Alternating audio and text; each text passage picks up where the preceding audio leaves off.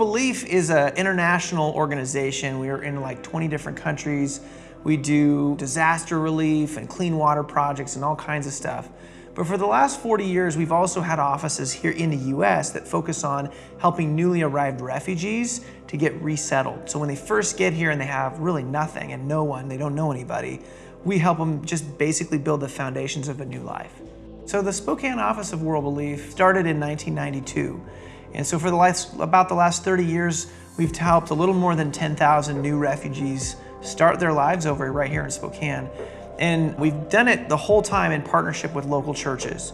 So we have about 30 or 40 staff members right now, but usually we have between 300 and 400 volunteers as well. So really the front lines, the heavy lifting is the local community that we partner with to help folks make America home. A refugee is somebody who's been forced to flee their country, not just their home or their city. They've actually had to cross an international boundary because of persecution or a reasonable fear of persecution. And that's based on either their race or their religion, their ethnicity, or their membership in a certain social group, like maybe they're part of a political party that has lost power and now somebody else is trying to take them over. So it really is somebody who's been forced out of their country because of violence. There's lots of different stories and lots of different reasons and ways that people become refugees. But in a nutshell, somebody has to make a tough decision. And the decision is, do I stay here in my home where things are comfortable and familiar and my family is, and they speak my language, but I'm not safe? It could cost me my life, or it could cost one of my family members their lives if we stay. And therefore we have to make a decision. Are we willing to cross an international boundary, go to a different country in order to protect our family, to protect our lives? That's really the heart of it. The church should care about refugees because Jesus cared about refugees, and he said as much several times. It's all throughout the Old Testament. The Hebrew scriptures say over and over, care for the foreigner. But then Jesus also says specifically about welcoming those who are on the outside.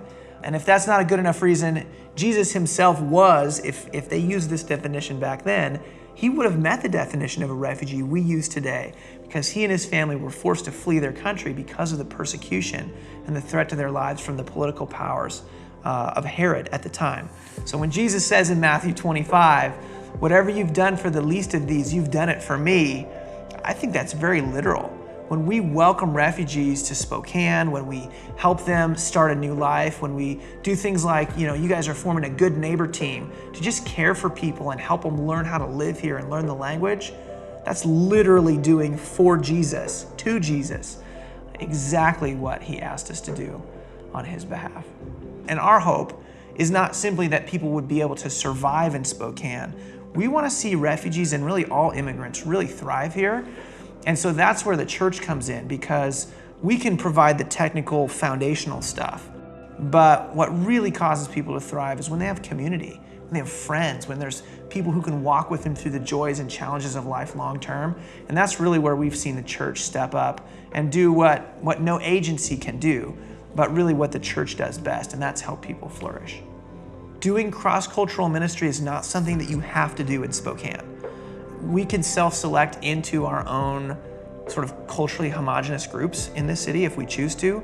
And it's a real blessing, and I think a picture of God's kingdom when a church like Summit says, hey, we want to be cross-cultural, we want to be multicultural, we want to embrace God's vision, the Revelation 7:9 vision of God's kingdom that's every tribe and tongue and nation and language.